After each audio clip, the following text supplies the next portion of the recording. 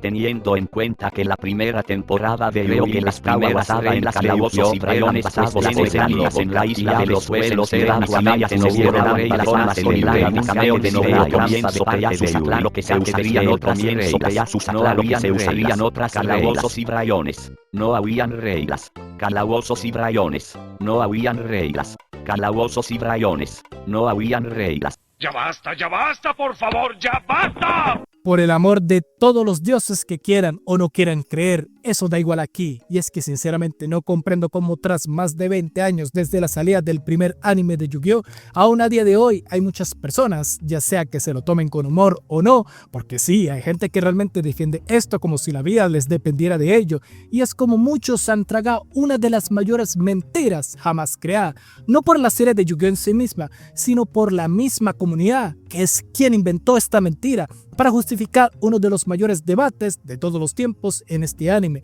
y es sobre las reglas del primer arco de Yu-Gi-Oh!, el de Reino de los Duelistas, y en cómo, en cierto modo, es un meme en la comunidad, el tema de que Yugi es un tremendo tramposo por inventarse cuanta mamada posible, y entonces, en el afán de justificar estas, entre comillas, trampas, que más que trampas son a mi parecer conveniencias de guión, inventadas para poder hacer el anime en aquel entonces más dinámico y otorgarle a Yugi una victoria a pesar de estar en situación de desventaja, pero que a la larga únicamente termina levantándome una ceja por lo absurda que son. Claramente para el anime no son trampas ni cuanto menos, porque nadie le dijo a Yugi, tú, carelástima, hiciste trampa, pero eso no deja de ser una conveniencia de guión. A ver, vamos por parte. Cuando el anime de Yu-Gi-Oh! Inicia, el primer plot que conocemos es el que involucra el arco de Reino de los Duelistas, también conocido como la saga de Pegasus, donde la trama es de Pegasus querer apoderarse de Corporación Kaiba, pero para eso debe vencer a Yugi. Pero para hacer las cosas complicadas y que el arco dure al menos 30 capítulos de anime, pues todo se convertiría en el típico arco de torneo que no va a ningún lado el 80% del tiempo. No obstante, mientras que en el anime es el primer arco y del que todos tienen más nostalgia, debemos recordar que Yu-Gi-Oh! Originalmente era un manga que en sus inicios no tenía nada que ver con el duelo de monstruos y era más una serie sobre misterio y ocultismo usando temática egipcia con Japón moderno, con una estética de combates muy parecida a JoJo Bizarre Adventure, donde todo recae más en la estrategia y astucia del personaje que en su fuerza física.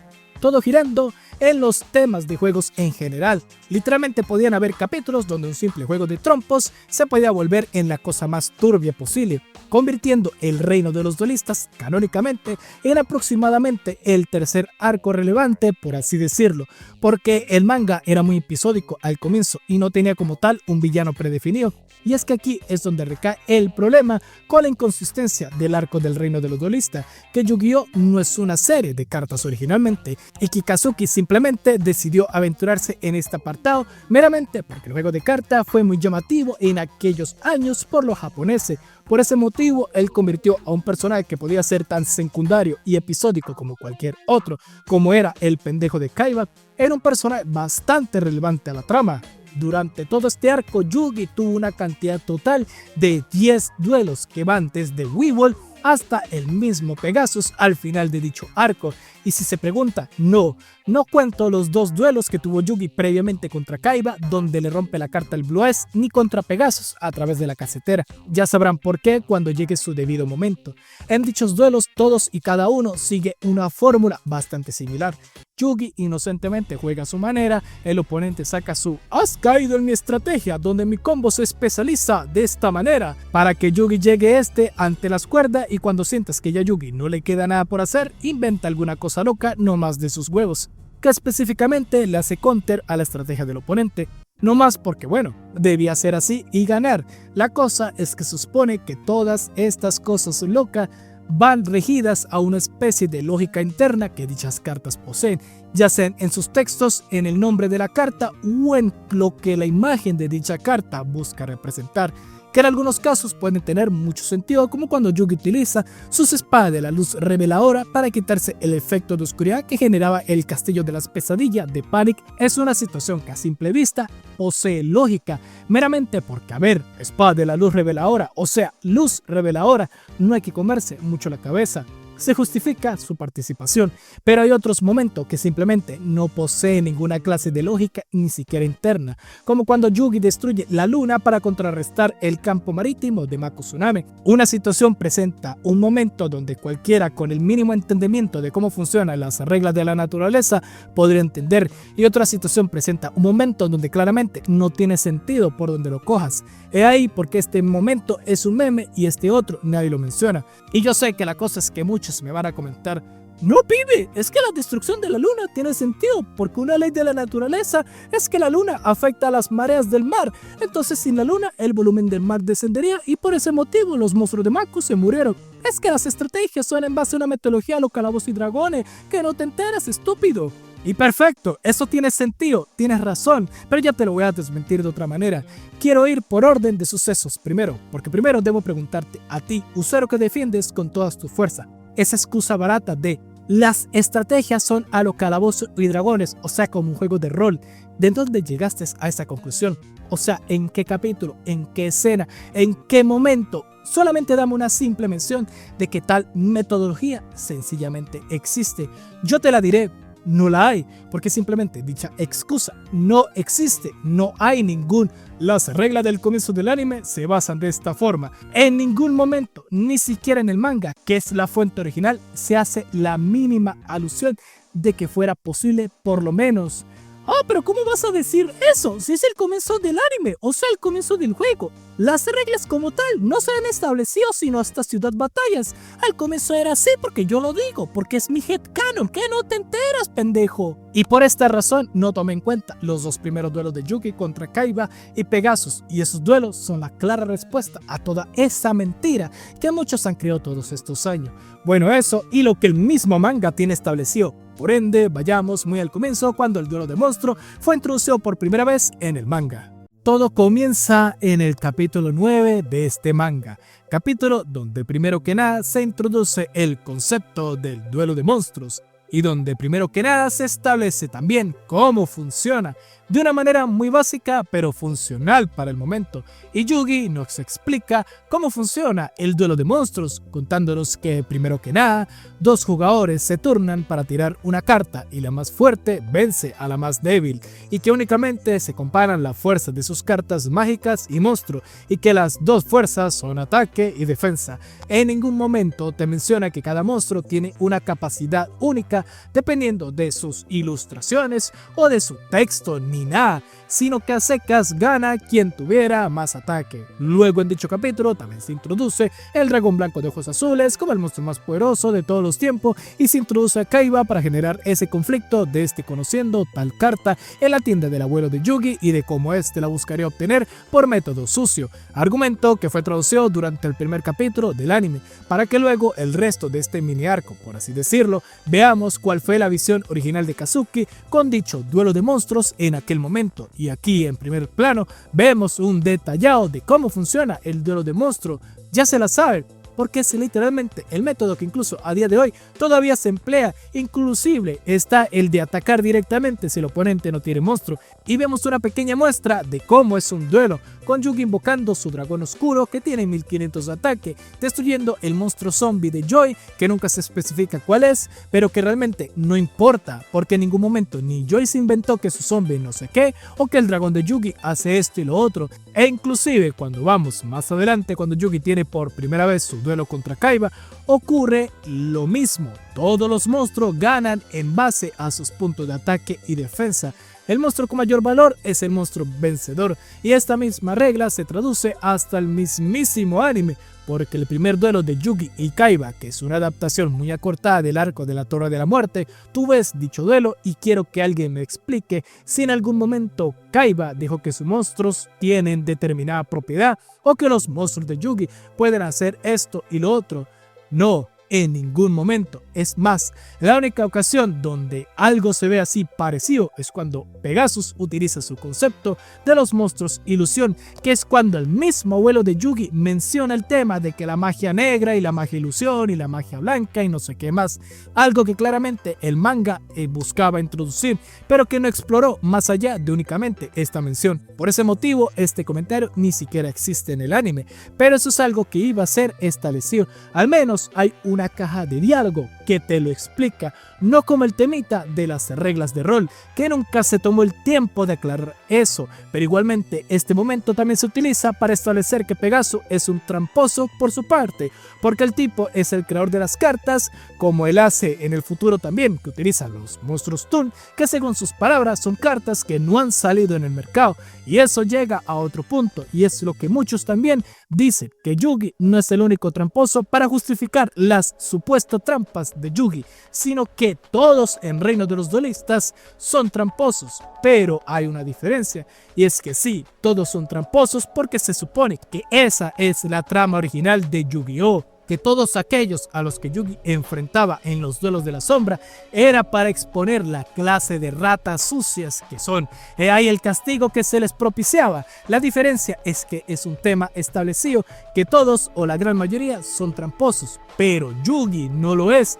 Por ende, sus formas de jugar no es en base a trampas, pero es que a causa de una mala forma de implementar el duelo de monstruos para el arco de Reino de los Duelistas, quiero suponer, para hacerlo entretenido y no caer en la monotonía por parte de Kazuki, en simplemente ir por el monstruo con más ataque, le gana al débil y ya está, lo que terminaría generando situaciones que para el espectador le hace creer que lo que está viendo son trampas cuando es un efecto, son únicamente conveniencias que la trama necesitaba en el momento para poder justificar la victoria de Yugi, por muy inverosímil que fuera. Pero el problema es que todos ustedes también malinterpretan el concepto de trampas durante los duelos de dicho arco. Por ejemplo, sí, Weevil es un tramposo, pero es un tramposo únicamente en dos situaciones. En el primero, cuando bota las cartas de Exodia de Yugi al océano, siendo claramente una trampa para no tener que lidiar con el plot armor de Yugi. Y la segunda vez, cuando según sus palabras, este se conoció una regla secreta que únicamente Pegasus le contó a él y que estaría presente durante todo el torneo del Reino de los Duelistas, pero que no le diría a Yugi para poder sacar provecho de dicha regla secreta. Y al comienzo uno pensaría que dicha regla secreta es la de que los monstruos pueden hacer lo que les cante de los huevos, pero no, porque resulta que dicha regla secreta es únicamente aquel bono de campo que todas las plataformas de duelo ahora poseerán y que darán, primero que nada, un incremento de ataque y defensa de un 30%, cosa que hasta el mismo Yugi en ese preciso momento saca ventaja, porque en este mismo duelo claramente descubrió dicha regla sin que se lo digan.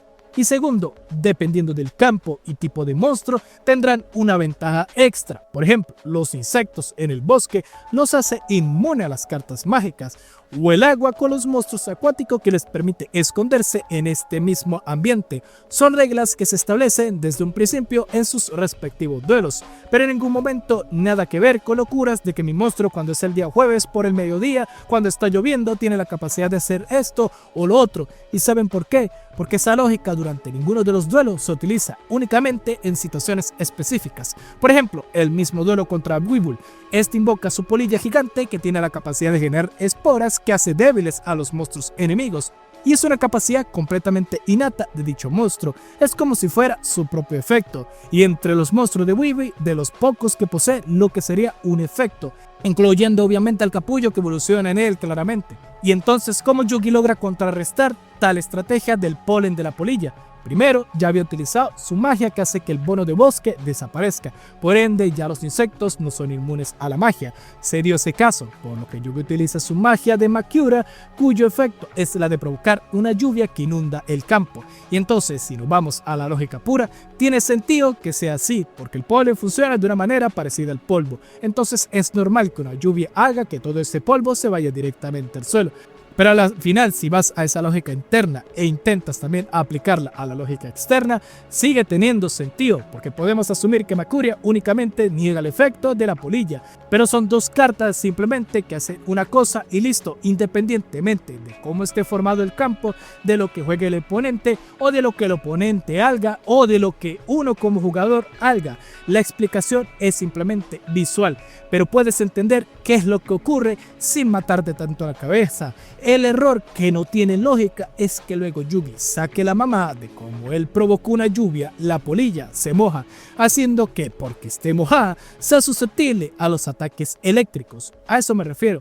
Eso simplemente no tiene sentido, porque como he dicho en todo este video, Nunca se introdujo ni se estableció algún concepto referente a que determinados monstruos pueden o no tener una propiedad única, y quiero recalcar que un monstruo tenga un efecto no es lo mismo a que el monstruo posea una propiedad única, porque cuando tomamos estos ejemplos es básicamente como si estuviéramos agarrando las reglas de, no sé, Pokémon por ejemplo, y las quisiéramos reutilizar para Yu-Gi-Oh cuando nada que ver, porque no hay manera alguna de justificar siquiera que el cráneo convocado diga que sus ataques son eléctricos, y más que ser eléctricos, que específicamente tenga una especie de bufo, no más porque el monstruo oponente esté mojado. ¿Sí me entiende? Es la conveniencia de que se saque una explicación bien del absolutamente nada, ya que un caso similar incluso ocurrió anteriormente con el Diablillo y el Cuerno. Este iba a ser un ataque eléctrico según las palabras de Yugi, pero Yugi no necesitó de mojar al bicho de Weevil para atacar,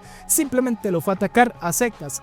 Que el Cuerno haga que el Diablillo genere un ataque que parezca ser eléctrico no determina si el monstruo es afectado o no es afectado a los ataques eléctricos. Lo único que se aplica aquí es que se introdujo la regla de que los monstruos insectos se vuelven inmunes a las cartas mágicas porque están afectados por el bosque que genera todo este bono de campo. Eso es todo. No se aplica si es inmune, si es débil, si es fuerte, si es resistente, nada a ataques eléctricos, ni ataques de fuego, ni ataques de agua. Eso es lo que yo busco referirme y de lo que nadie ha podido explicar y simplemente utilizan para justificar algo que no existe ahí. Y eso luego retomamos nuevamente el caso con Mako Tsunami, porque aquí ocurre uno de los problemas más grandes con respecto a este tema, y es el tema de la luna. Y es que para empezar, mucha gente tiene arraigada en la cabeza la idea de que Mako fue quien en sus propias palabras dijo que la luna que el mismo Yugi activó terminó beneficiándolo a él de una manera, haciendo que la marea del campo subiera.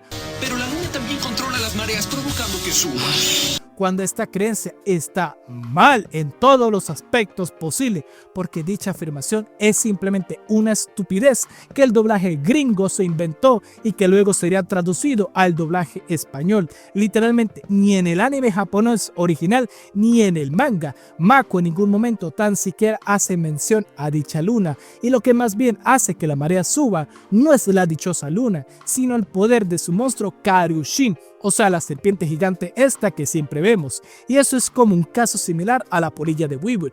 Son monstruos cuyos poseen una especie de efecto, pero que no afecta si el oponente hace esto, si el oponente hace lo otro, si esto se ocurre, si yo, si dale, turi, pum, pam, pim, nada.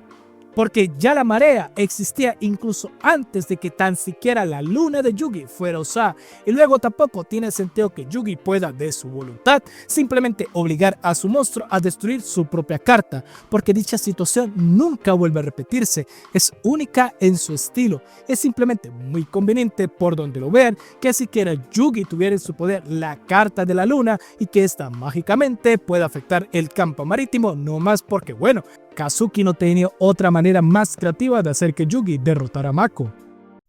Entonces hay cosas que se introducen en este arco que no tiene nada que ver con el temita de que todo se volvió calabozos y dragones, porque primero, las reglas extras de Pegaso es simplemente un bono de campo con efectos dependiendo del tipo de monstruo que se pare en dichos bonos, y el resto sí son efectos que utilizan una lógica interna para tener sentido. La lluvia contrarresta el polvo de polen, las espadas de luz reveladora contrarrestan la oscuridad del castillo, incluso que monstruos que poseen alas pueden contrarrestar monstruos terrestres. Puedo yo llegar a creerme eso porque bueno, a la final de cuentas tiene sentido internamente y no afecta ni genera una situación donde específicamente algo debe ocurrir para que se genere tal situación. Pero que un monstruo cuyo jamás se le vio tener una propiedad única, como que el calavera haga ataques eléctricos y que afecten a monstruos entre comillas mojados, o que otras situaciones como que Yugi puede destruir su propia carta usando uno de sus monstruos porque al pedo, y que dicha destrucción afecte un campo cuyo en primer lugar ni siquiera tenía nada que ver, no sean claramente conveniencias que el guión simplemente necesitaba para darle la victoria a Yugi en ese preciso momento. Por ende, en conclusión, no existe ningún las reglas de Yu-Gi-Oh antes no estaban establecidas, por eso todo era como calabozos y dragones. porque ya comprobamos que efectivamente se habían reglas establecidas originalmente por Kazuki, que con el tiempo fueron yendo modificándose y fueron adaptándose más a lo que Konami buscaba dar al juego de carta físico. Es otro tema, pero si hablamos de cómo se manejó en el canon dentro del manga y del anime, técnicamente sí habían reglas, y que esos temas a los juegos de rol nunca se establecieron en ningún momento, pero que sí hubieron reglas especiales para los campos que claramente sí se establecieron, e incluso monstruos que fácilmente podían caer en la categoría de monstruos de efecto. Pero casos como que el monstruo del oponente se encontraba levitando porque no sé, su holograma simplemente se le ve levitando, y como sus anillos de gravedad entre comillas bien sacados del pedo fueron destruidos de una manera que no tiene mucha lógica, y que este de repente se caiga encima del campo del oponente destruyendo su campo haciendo que pierda, son cosas que claramente son injustificables si nos vamos a la regla básica que Kazuki había establecido, y simplemente se inventaron momentos al pedo únicamente para hacer la victoria de Yugi llamativa. Así que chao y que arde la caja de comentarios.